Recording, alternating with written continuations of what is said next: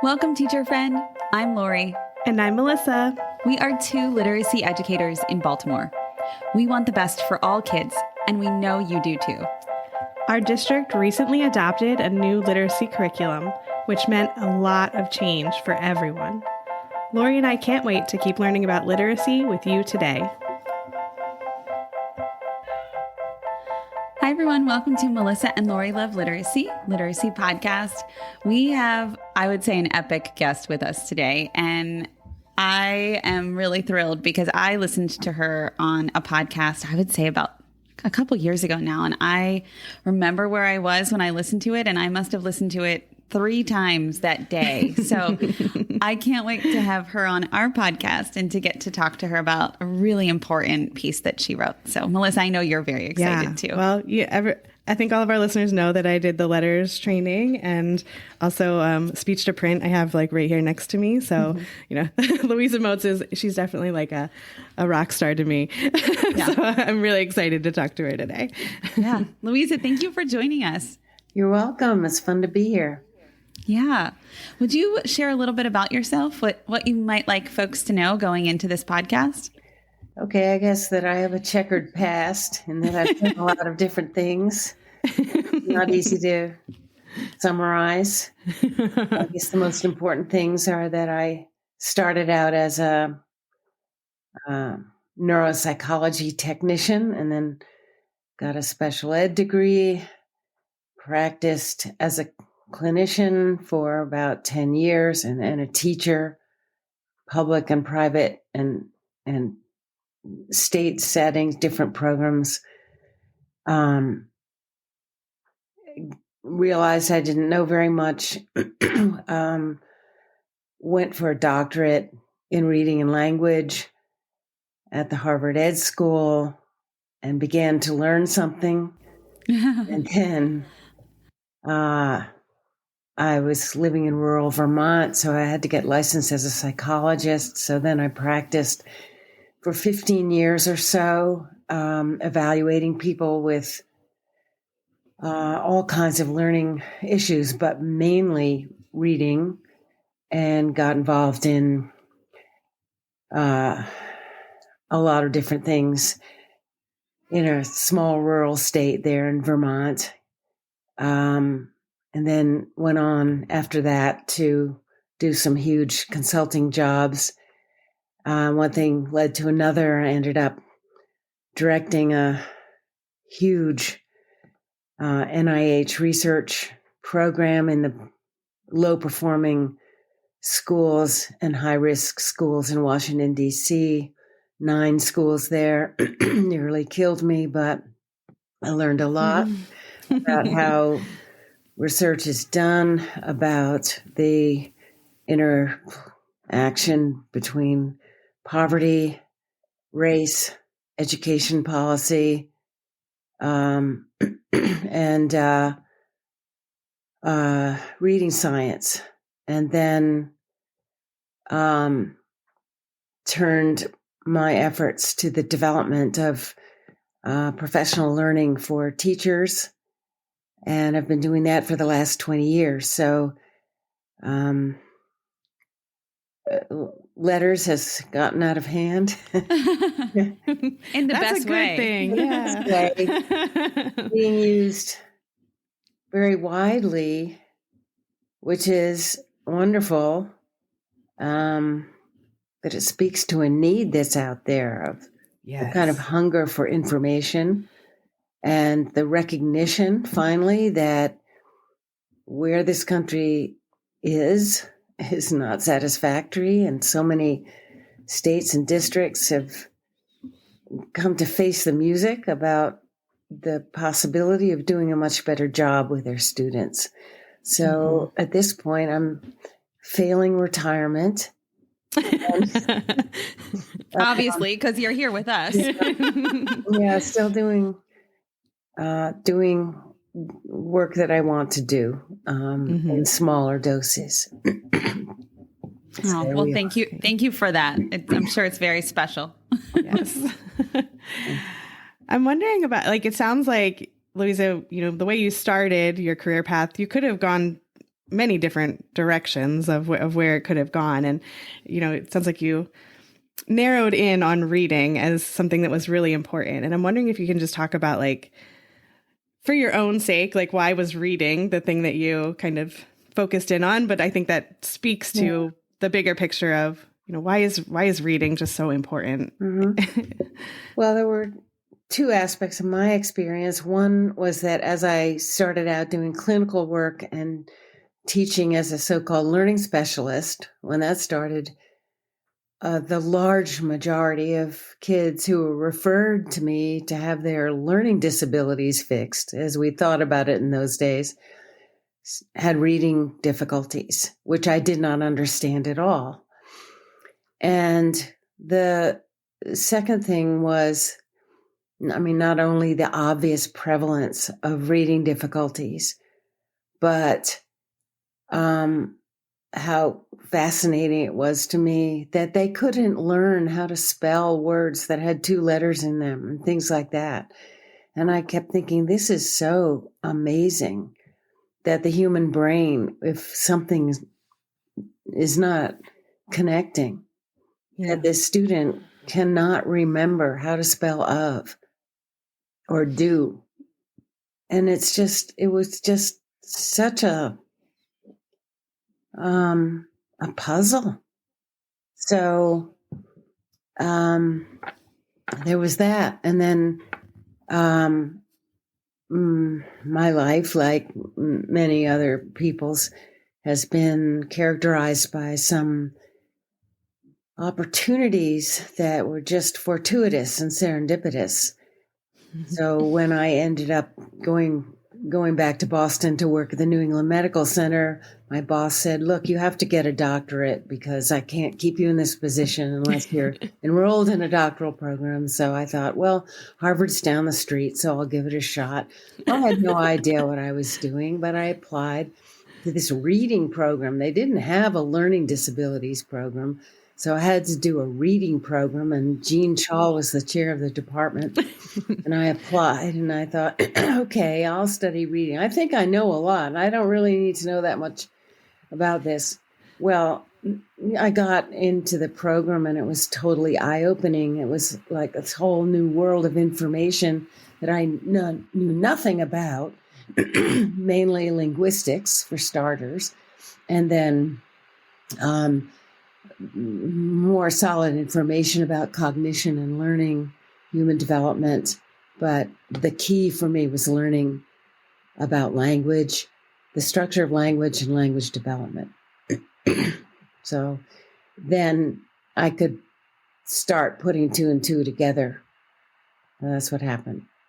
Yeah. I'm going to be really silly for a moment here. I imagine, so we watched Legally Blonde last weekend. Mm-hmm. And I'm imagining, like, as you're telling your story, I'm just imagining someone saying to you, I think you should just go to Harvard. And you're like, all right. And then, like, receiving your application. They're like, do you think she just woke up one day and said, I think I'll go to Harvard reading school? It was like, I was so naive. I had no idea. Get a doctorate? What's involved?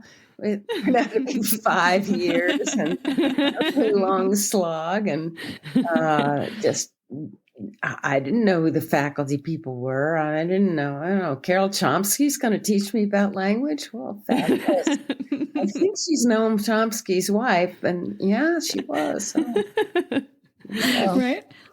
And that is where I think, right, that you kind of learned that we know that, well, what we know now, that most students can be taught to read well. And there's a lot of oomph behind that. There's a lot of research, and you learned that there. Is that right? I think when I really learned about, well, you have to remember I'm old here. So I was in my doctoral program starting in 1977, and there was no body of research. And what was starting to happen in the research world was very obscure, known to a few people. We began to learn about it in our doctoral studies and then in the conferences I started to go to. So very early in between 1980 and 82, I really started learning about phonemic awareness and phonology and the role of phonology in learning to read. The rest of the world had no idea about this. And although then in the scientific world by the mid 1980s, it was accepted, all this information about phonological processing, still the body of research was relatively small. It was understood and embraced by people who had the background to get it. But it came smack up against whole language, which was in its heyday in the 1980s. So there was a huge chasm between what was happening in the world of scientific research and what was going on in classrooms. And then there were these movements and upheavals. It took another decade to start bringing the best information that was ongoing into sources for educators. And even then, it wasn't until the National Reading Panel, there was another report in 1998 that the National Academy of Sciences had supported, but it wasn't the same overview of all the research that the National Reading Panel did in 2000. But those two major papers really were the impetus, that and the Reading First legislation, were the impetus for getting some better information into textbooks, into conferences, into some areas of teacher training, into a lot of effort to bring the idea of dyslexia into public consciousness and begin to have some policies on behalf of teacher training and so on. But it's been a long, slow slog. And now it's almost amusing to me to see all this upswelling about the science of reading as if this information was new. Well, I've been living with these concepts for 40, 50 years. Right. And I have stacks of books and papers that say everything that we're talking about now, and say it very clearly, very well, with tons of evidence from years ago. So the question really is why? Yeah. Why is it so hard for people to get these ideas and practice on them? Yeah. And I think one of the things that is sticking out for us now as this movement is really swelling is that the term science of reading is tending to, and I'm speaking like broadly, especially if, on social media, is becoming almost a synonym for explicit phonics instruction versus seeing the big picture of science of reading. And that is a little bit scary for us because, we want to make sure that all of the other stuff doesn't get left behind because this is so important. And as you said, it's been a really slow go. So if now we're gaining momentum, we want it to be like momentum for everything. Yeah. Well, good for you. Good for you. But you're right. It's always unfortunate when you take very complex ideas and a huge knowledge domain and try to label what we're talking about in a few words. And then these reductionistic responses happen and people mischaracterize what you're talking about. And then pretty soon people are taking pot shots at the term itself instead of learning what we're talking about and doing it on behalf of kids. Yeah, it's unfortunate. I know when I hear things like, oh, well, kids aren't reading authentic texts or they're not being, you don't do a read aloud if you're doing science of reading. And I'm like, where is this coming from? And then I almost get confused. I'm like, I have to go back and read the research. Am I wrong? Yeah. It's very confusing sometimes. How would you define science of reading? Well, I always say it's a huge body of information that helps us understand how children learn to read. What's the difference between a good reader and a poor reader? And do we know something about that? And then what do we know about general principles of instruction that are going to help the most kids learn how to read the best that they can?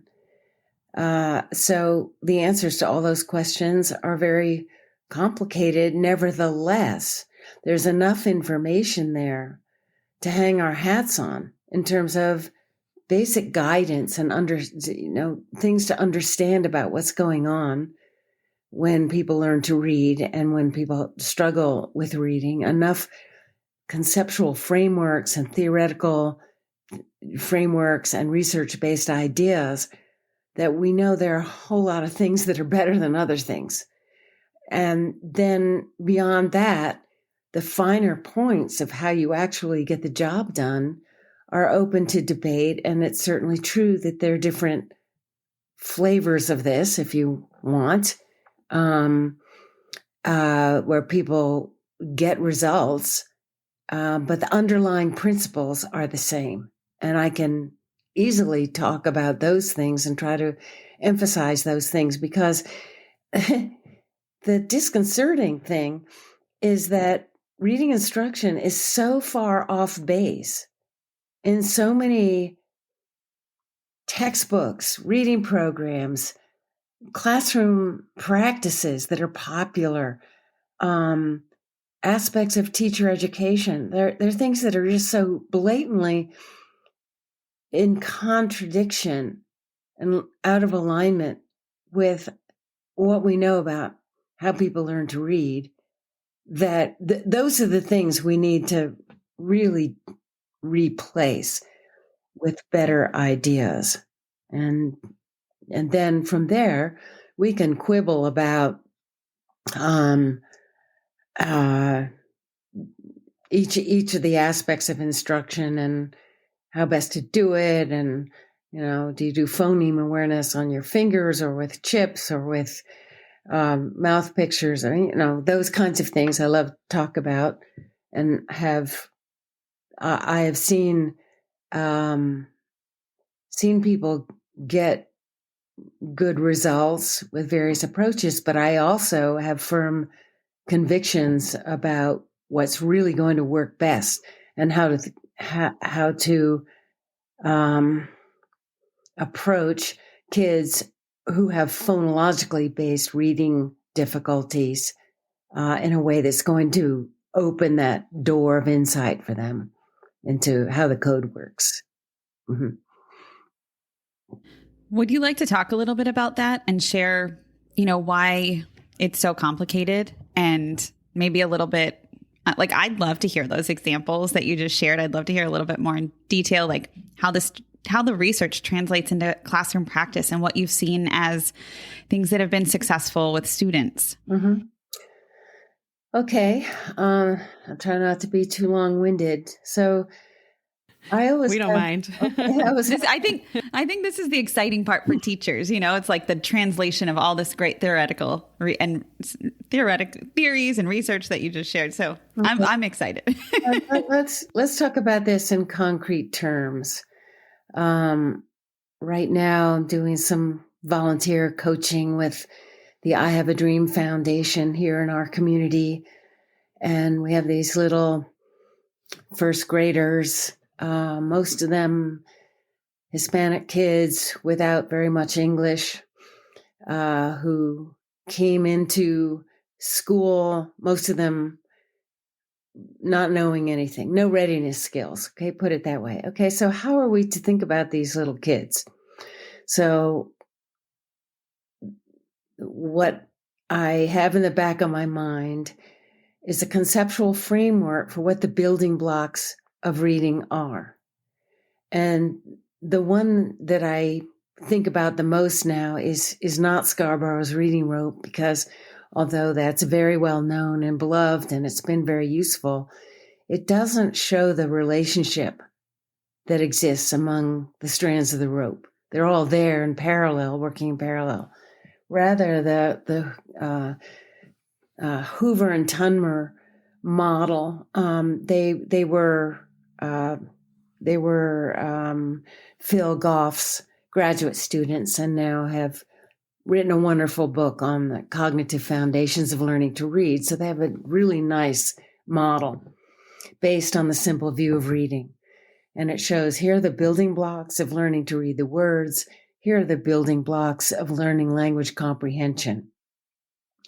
So within this simple view of reading, and that to me that's the only thing I think about. I don't think about executive function. I don't think about motivation. I don't think about wooing the kids with fun experience. I don't think about any of that stuff. I think about, okay, the building blocks are what we need to teach their brains all about.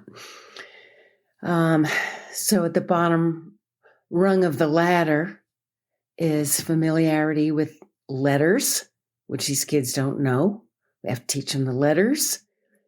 And because they're Spanish speakers, we have to be very clear about what is English and what is Spanish. So in the case of learning the letter J, we teach what it is in English. And then at a different time, if they're and a lot of these kids are in dual language instruction, that's the way they do it here. At another time, in another context, they will learn that the letter J does something else in Spanish. But we don't confuse the two things. So we're saying this is English in this setting right here. And we learn about listening for sounds in words. And my approach to phoneme awareness is, lo and behold, to give the students directly the information about what the consonants in the language are and what the vowels in the language are. And then one by one, after saying, look, there are consonants and there are vowels, and we're going to learn them one by one. And so if we start building phoneme awareness, let's pick the sound Okay, so that's a good one to start with because we can attach that to a letter and begin to spell with it after a handful of consonants are learned and one of the short vowels, is learned. We can start to make words. So in doing phoneme awareness, I think what's missing from most of what people call phoneme awareness is the fact of the existence of the speech sound. And what I love about what Mary Dahlgren is doing right now in Tools for Reading is that she's taken what we teach in letters in the abstract and formalized instruction around this concept that you can teach kids directly what the inventory of speech sounds is in a language. So we start with it's one of the nosy sounds, and it's voiced. Your throat buzzes and it goes through your nose and your lips are together and it looks like this. And look in the mirror when you say and then you challenge the students. Does this word start with Watch your mouth as you say the word. And it was bat. Does bat start with even though your lips are together? It's a different sound, and so on. So it's sound discrimination, sound, and then you say, I'm going to say a word, and I want you to say it, and then say the first sound by itself. So isolating the first sound and being able to say in the abstract is very important. Kids might be able to match words and say milk and monkey start with the same sound, but then to clip it off and say is the essential step to get to before you then say, after you've done a bit of this, the symbol we use to represent is M. And that's a different approach from saying, this is the letter M. It says Well, that's the way most people do it. But to me, that leaves the kid wondering, well, how many more of these sounds are there? And how am I supposed to remember that? Yeah. You know? Yeah, that's a lot. Yeah.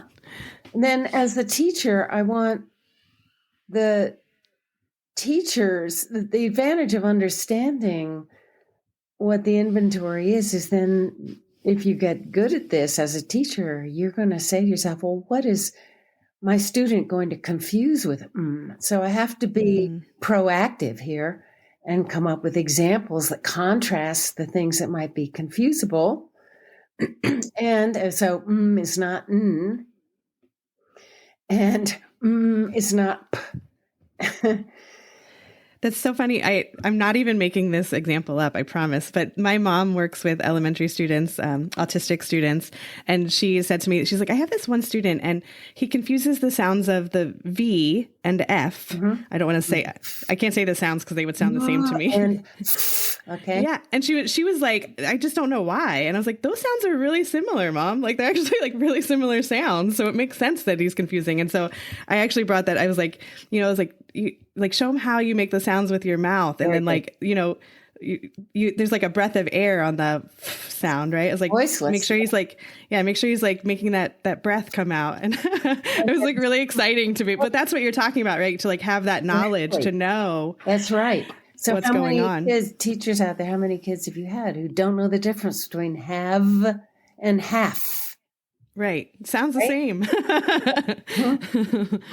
Well, and more importantly, it actually looks the same. It does look the same. It looks like the gesture of speech is exactly the same, except for the addition of voicing for v.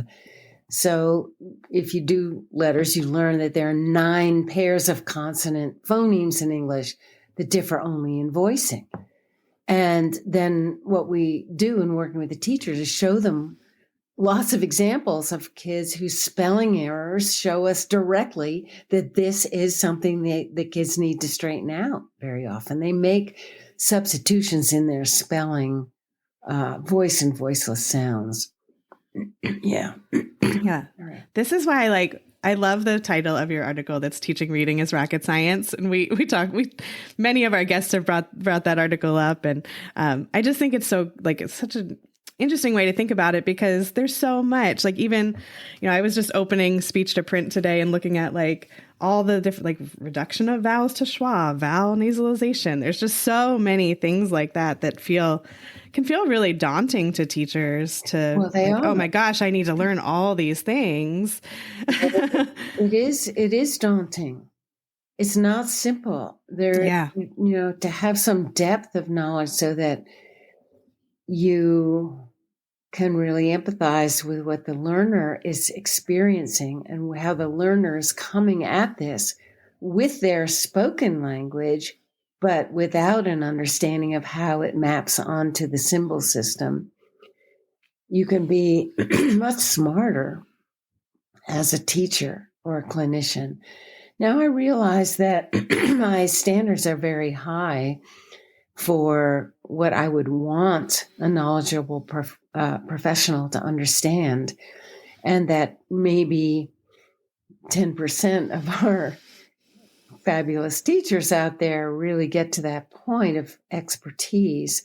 But it's something to strive for because otherwise you're operating with half a deck of cards.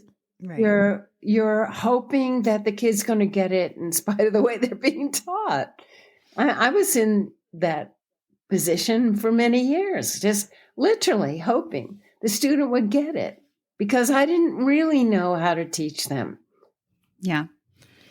I'm wondering why teachers aren't learning this in school. And Melissa and I have brought this up on many other podcast episodes. We both have undergrads in education. We have masters in reading, and we have certificates or advanced learning degrees, if you will, in leadership. And in none of those places, which, really feels upsetting when you think about how much all of this cost.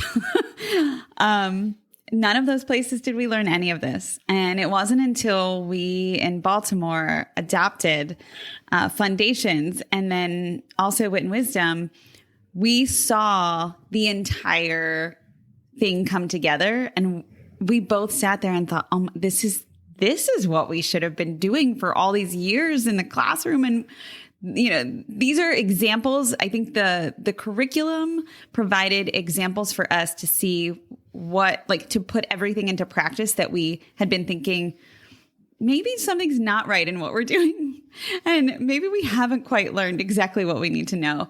And then when we saw the curriculum and we did the professional learning and we worked together to learn more, it really came together for us. And so it was almost like seeing is believing. But we didn't see it in any of our years of school. And we did go to school for quite a long time. So I'm wondering why teachers aren't learning this in school. Obviously the system's pretty broken, but I'd love to hear from you about, why that might be. Well, it's something I've thought about for a long, long time, and there are many reasons. One is that this is not easy to understand, and most of the people who are teaching the courses don't know the information that is in speech to print, for example.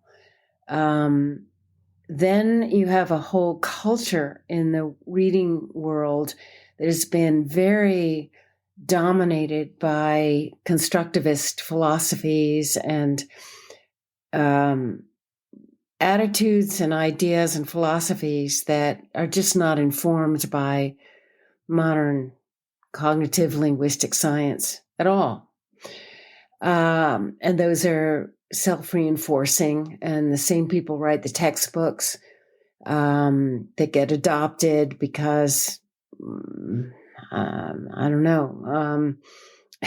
You would think, for example, that in the chapter on phoneme awareness, in some of these textbooks that are widely adopted, there would be some information about the phonemes. But time and again, I see there is none. That's what I was going to say. In my grad program, I feel like I learned what phonemic awareness was. Yeah. Right? Like I learned about it. Yeah. But I didn't actually learn any, like you said, I didn't learn any of the phonemes. Or the substance, right? Or the substance of it. That would really equip you to get through to a student who's struggling with that. Right. Yeah. I remember I actually ended up teaching a course the year after I graduated my program, which was insane because what did I know? I don't know why. Why was I teaching that course? And I remember at some point, for some reason, we were talking about the sound that the letter X made. And I literally was like, I have no idea. What sound are we talking about here? And again, until I took the letters training, I was like, oh, there's actually two. There's actually two phonemes in X. Now I get it. Now it makes sense. Yeah. Right. It's not obvious to people. Well, okay, so there's another reason. This is the reason behind all of this malpractice and lack of information, and that is that these insights we have now from science into how reading actually works are not readily available from direct observation or from personal insight. And you do need some background to even be able to read some of the textbooks and journals. They're often technical. They require foundational knowledge. It's like, asking people to understand surgery without knowing anatomy, and or chemistry. And so people treat reading as a series of activities to do in the classroom without any understanding of why certain ones are going to work, why certain ones will be appropriate for certain kids. And then a last reason why this is so slow to really take root is that we have such a wide distribution of individual differences. So it is true that if you are not practicing the best practices, some of the kids are going to learn to read in spite of the way you're teaching. They're going which then reinforces the idea that your philosophy or approach is just fine, and there's something wrong with those kids. I mean, it's working for some kids, so it must be okay. So why do I have to, a third of my kids are doing fine. Why do I have to change anything? It must be the parents' problem that all those kids on the lower end haven't been read to enough. Surrounded by books, fed vegetables. We've heard a lot on this podcast. I'm sure you have too. Yeah. And some of the things make your jaw drop, So I know that you have been at this for a long time, and I am curious about, if you could just share a little bit about what is Letters for those listening, and where did the idea come from? Because we talk about it all the time. We realize that we don't often explain it. We talk about it like all of our listeners already know what it is. So we always link it. we do, but we never really explain it. So, from the source, it would be great to get a little explanation.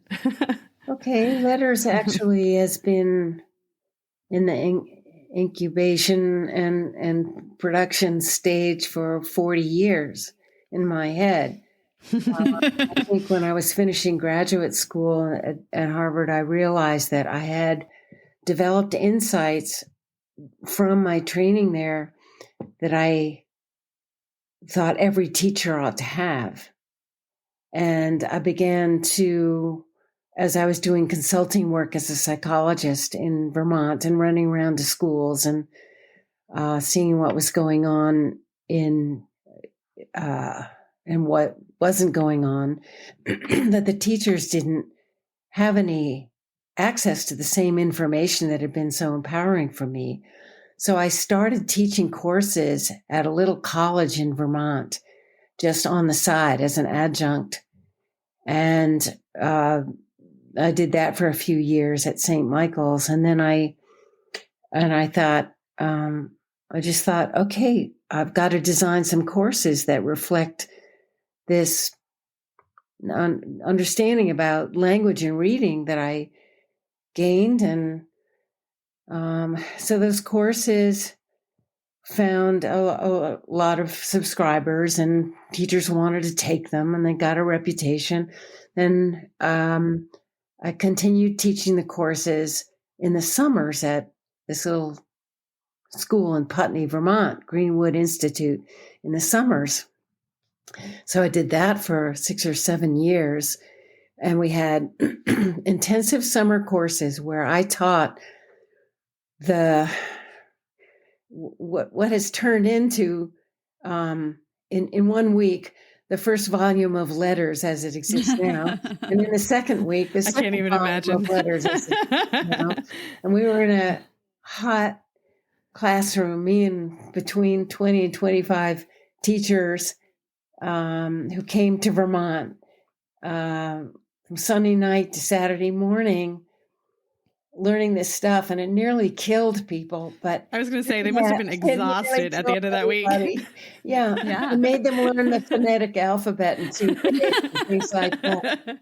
But I met some of my dearest colleagues who now they became lead letters trainers. So that all went on. And then in 2001, I was looking for a new job after the Washington, D.C.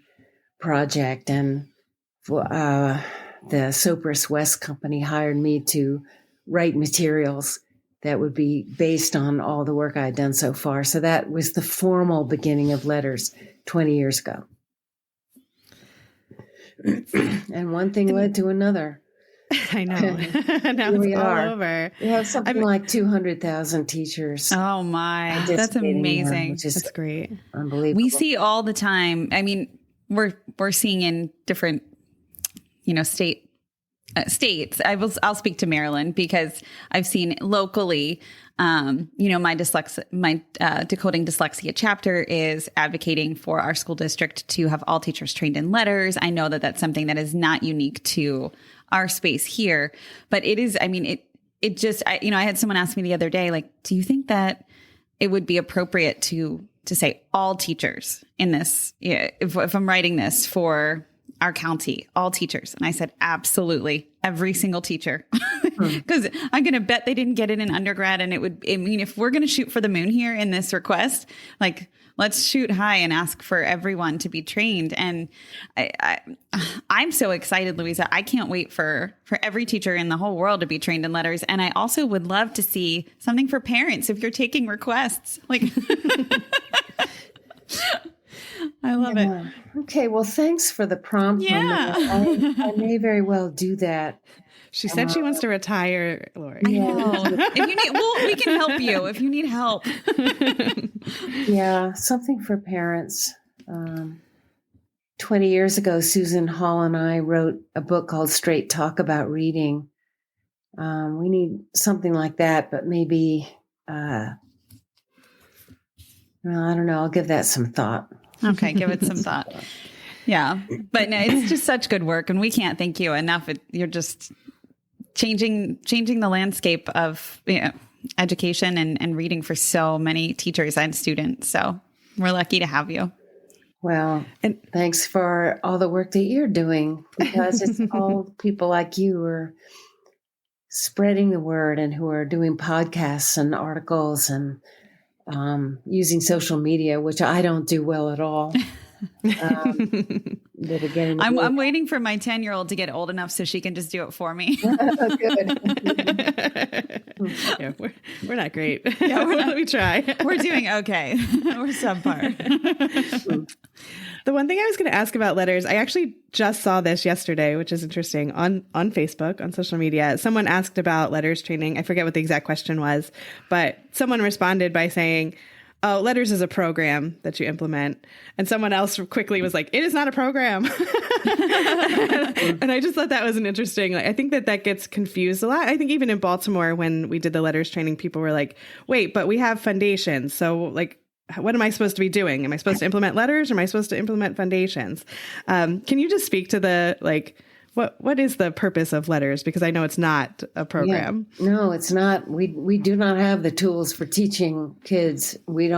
That's not what this is. It's the background knowledge of the content and the process of teaching that should enable a staff, first of all, to evaluate prospective program purchases and to put their money where the work is well designed. But also, you have to know so much to make the decisions day in and day out about individual students. You have to know what kinds of educational diagnostic tools to use and what you're looking for and how to formulate goals for instruction. You have to do that in the regular classroom. You have to do that in the resource setting or tutorial setting. And so it's the knowledge base for being able to do this.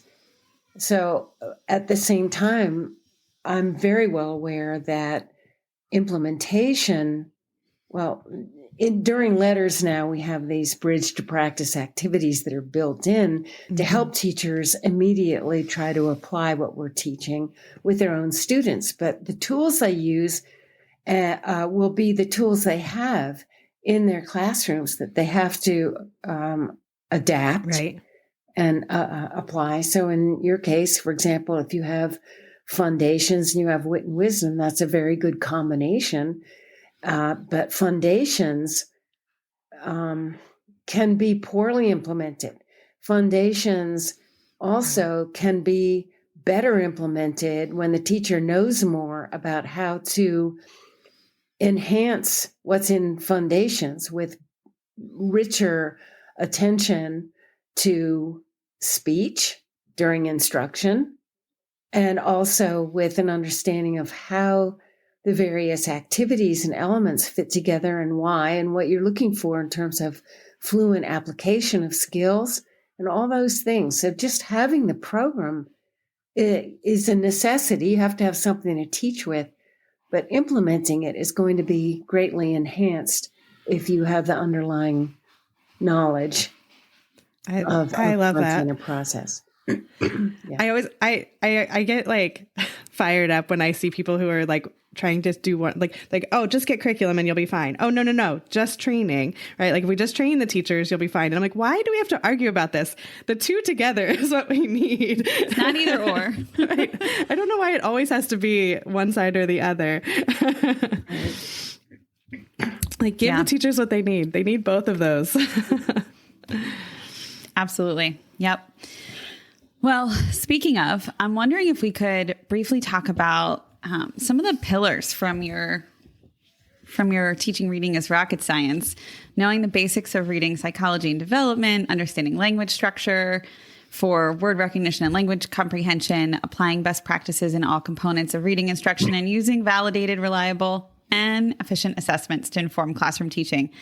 I love these pillars. And the two that struck me the most for our conversation today, and I'm hoping you're okay with me kind of focusing us on two.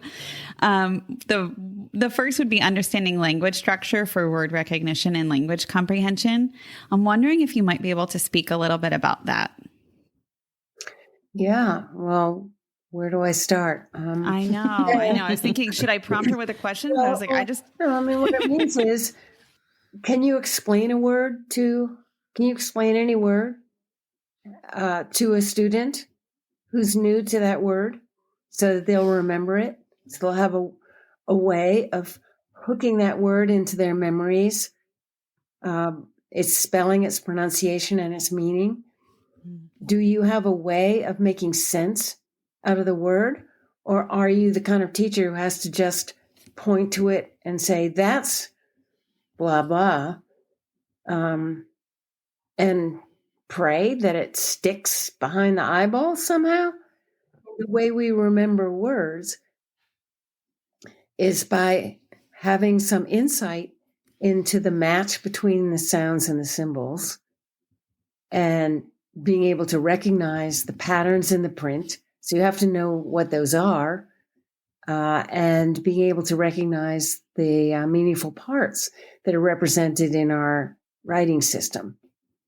So we say phonology, orthography, and morphology. And then to some extent, word use and syntax is reflected in the writing system, especially with suffixes, for example, and some spelling patterns that are related to the part of speech of the word in our language. So if you can explain, if a student is coming across a word, well, what I do is think, okay, what's in this word that needs explaining? Is it morphologically complex? Is it a common or uncommon letter pattern? How does it correspond to the sound in the pronunciation of the word?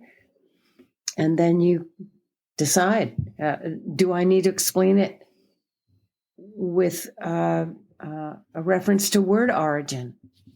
I get emails from people all the time, and it's lots of fun to have those conversations with people. Like, why is this word spelled this way? Why is this word spelled today? From one of the teachers I'm coaching here in Idaho. What about the word soul, S-O-U-L? Should I teach O-U as a correspondence for the sound O? And so what goes on in my head, I think, well, first of all, is that part of a word family that has some kind of recurring pattern? No, it's a total anomaly. So why is it an anomaly? Then I want to ask, well, why is it an anomaly? So then I go to Etym Online, which is the etymology dictionary. Where did this word come from? It is so old. It comes from the oldest layer of Anglo-Saxon through a number of changes in the English language. It goes back to Proto-Indo, whatever it was, that, our language of original language from which the Proto-European, I'm not getting my terminology right here, but anyway, the parent language. So it's just an anomaly. And you can tell kids, this word is so old, like a few others, that are so old that the pronunciation of the word has changed so often that the spelling pattern is unique. It doesn't match the way we pronounce it now. It's Now, not so stool like soup. right. I know. I was like, Yes. for sour. Right. Yeah, and then I was trying to rhyme words with soul, right? Like what's the Right. spelling pattern for those? OLE. I'm almost wondering if like when you shared how you thought about it, I was kind of translating it like this, and I'm wondering what you think about this. I was thinking, what do I as an adult know about this word, or what could I find out about this word that a child wouldn't know, that would like it's almost like what am I inferring or asking this child to know without them actually knowing it yet, right? And then I'm going to be the one to fill in all of those gaps. But thinking about myself as an adult, what do I know that they don't know? And that would help them fill in those gaps. Is that like one way to think about it? Well, sure. That's a very good way to think about it. I think that makes it really manageable for me, instead of thinking like, it's kind of like a curious, like, okay, let me take apart and explore the word as an adult. And what do I know? And now what do I need to teach them? Yeah. And hopefully it sounds as if you know quite a bit. That would be useful for them to know. I just think it's like like you just shared that example, and it's so much fun even as an adult to hear that and talk about like, I didn't know that all of that about the word soul. I could have made some guesses, but I love the etymology dictionary. I recently found that a colleague shared that with me, and it's so cool. So we'll definitely link that in the show notes. But it's just so fun to be curious about this, and I think even sometimes what you think you may not know. So yeah. Well, can I ask one thing about that though? Because I think some people will hear that example and go, oh gosh, like English is just so complicated. Like all words are like soul. So why even bother teaching, the patterns? Because there's always an exception to the rule. Well, I love to disabuse them of that faulty notion. Right. Because half of the language can be spelled just by knowing sound symbol rules. Another 34%, this is an old study that did a computer analysis, and it's quoted a lot. So another 34% can be spelled with one error just using sound symbol rules. And that error is usually on the vowel. But then you add on to that everything else that we use to explain orthography. So it's the letter order patterns, constraints on letter use in particular positions in a word. And a lot of this is teachable. Word meaning and word origin also help explain spelling patterns. So you add all that up, and I think that our language, a lot of it, most of it can be explained. Not all of it. Some of it has to be learned as just arbitrary words. But knowing the patterns, being able to see the patterns, is helpful in remembering the individual words. Excuse me. Yeah. But still, there is a mechanism in the brain that requires us to learn individual words as they are spelled and used, and to store them in our mental dictionaries. So we do use our knowledge of the regularities in the system to remember individual words. And that's where the process can break down for a lot of people, is that whatever that mysterious mechanism is for remembering exactly what is in the words, spelling, and its relationship between spelling, meaning, and sound. The people with reading difficulties don't quite connect all of that with accuracy, and that undermines fluency. Sometimes I've caught myself reading recently, just, reading a book. I'm actually reading Bridgerton right now. So, Some juicy stuff. No, we're going to need a review on this. I will. But I find myself reading it and I'll just like pause sometimes and I go, I can't believe I can read so quickly. Like there's so much going on in my brain. I can't believe I can do all that so fast. It is miraculous, isn't it? When you think about it. It really is. Yeah, there's so much going on. I know. I think that's where it feels like almost like a little mini miracle when you teach kids to read, It is. Exactly. It's very special. I would love to, I know our time is, coming to a close, but I would love to chat quickly about the other pillar that stood out to me from your piece, which is using validated, reliable, efficient assessments to inform classroom teaching.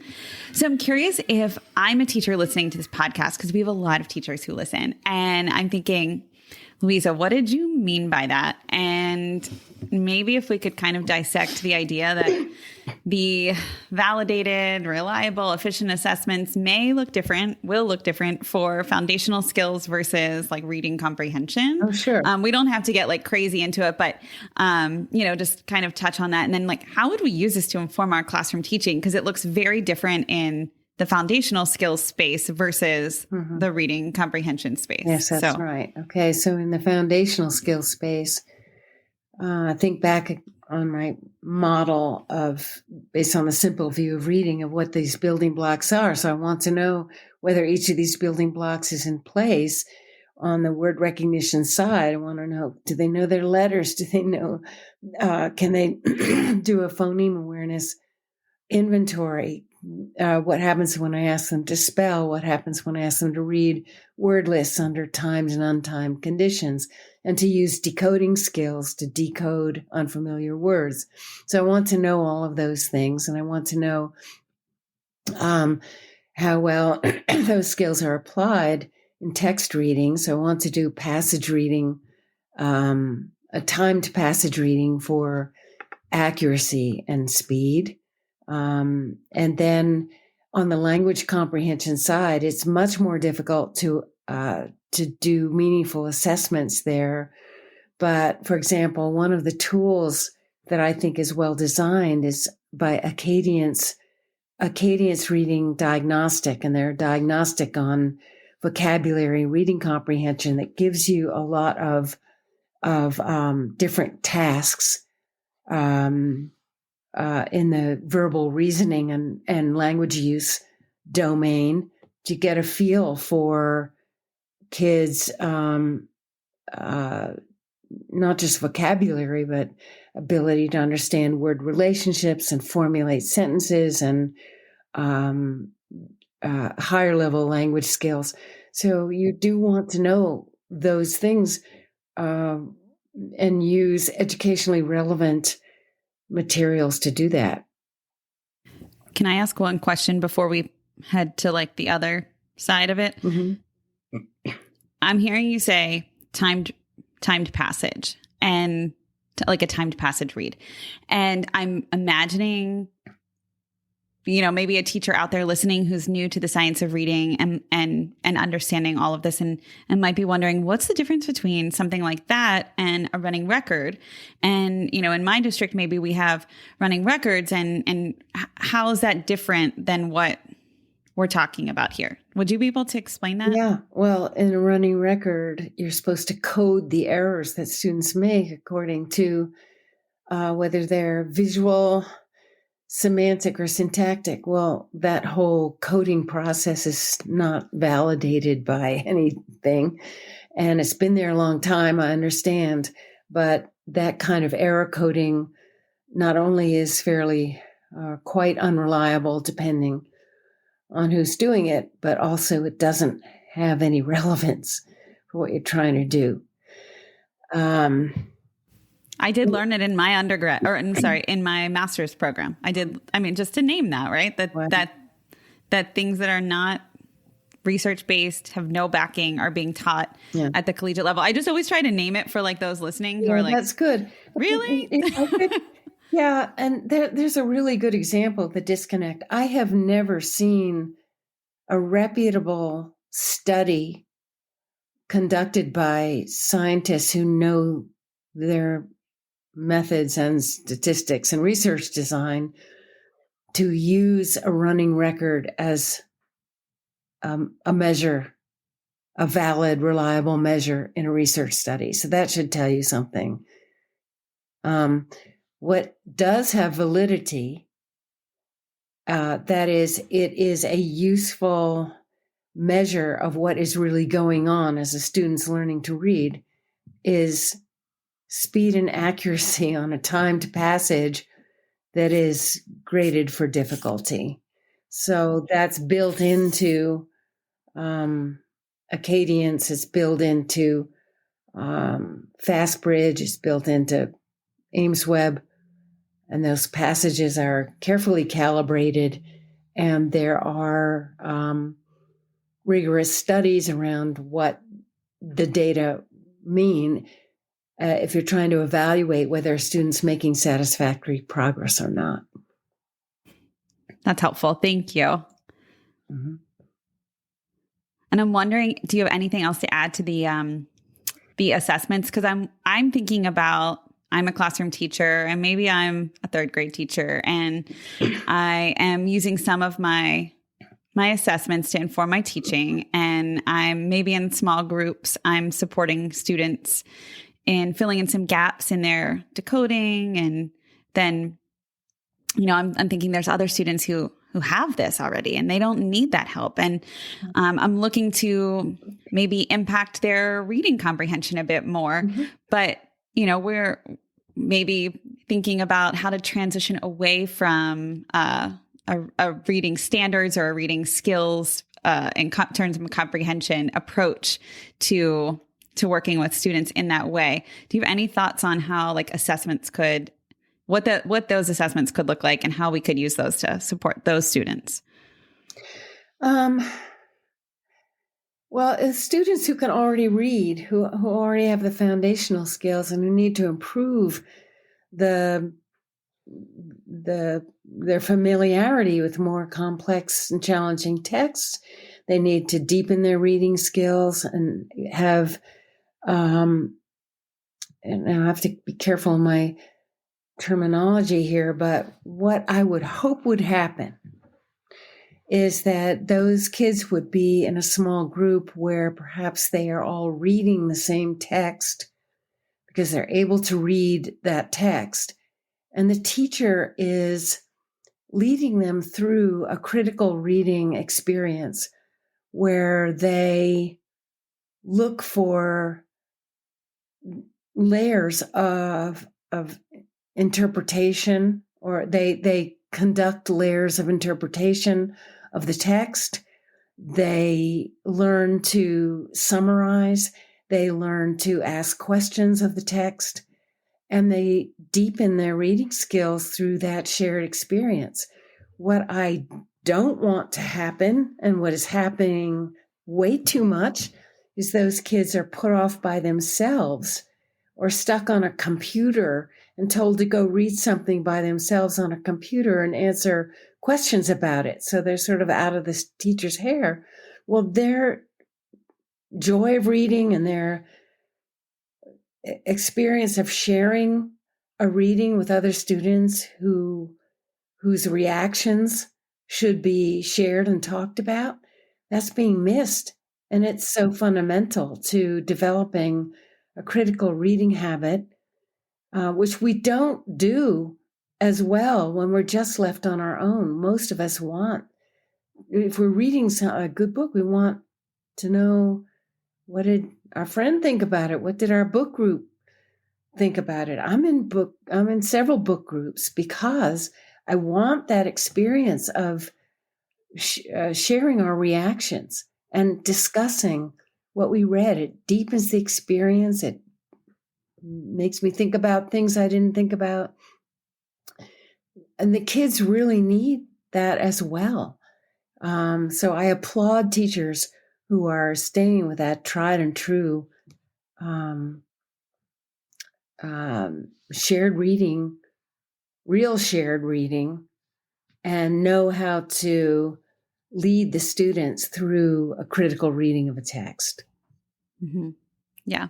Thank you for naming that. I think that's so important to talk about and discuss and be honest about, that I'm always very honest on this podcast, and my daughter's in a classroom where she is sent to, unfortunately her district has not shifted yet. And, she's in a classroom where she sits for 45 minutes or more at a time and does read independently books that are not being read by anyone else, to my knowledge. And so I'm her book club.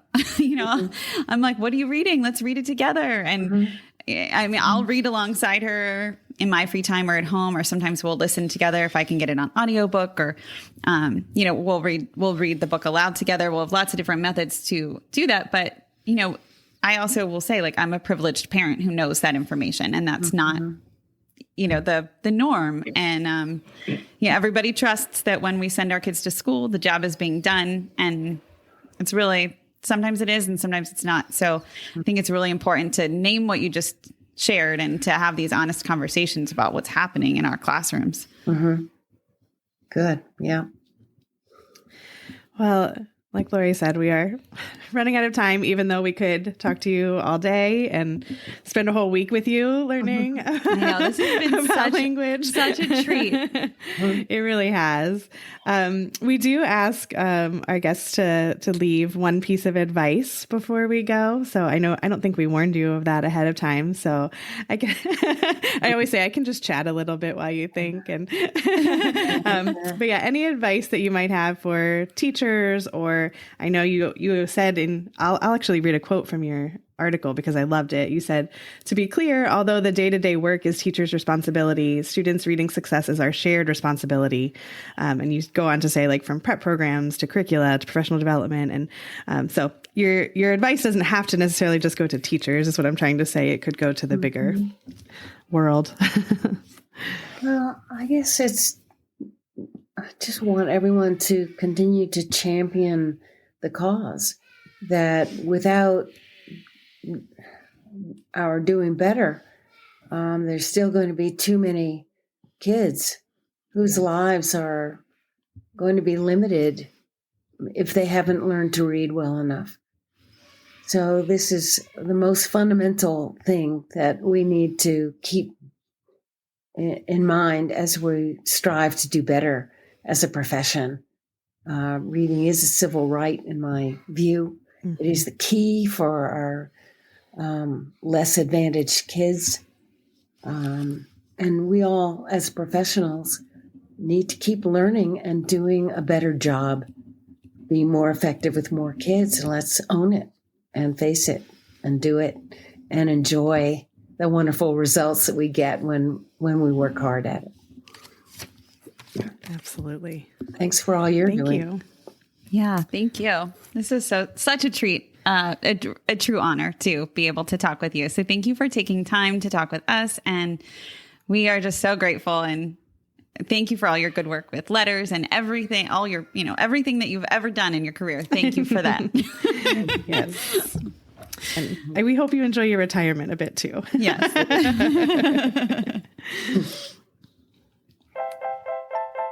Thanks for listening, literacy lovers. We release a new podcast episode every Friday and share more resources in a newsletter on Tuesday.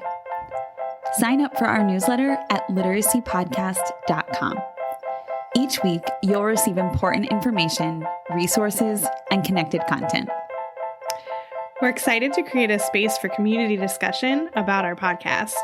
We want to connect with our listeners and support you in answering your questions.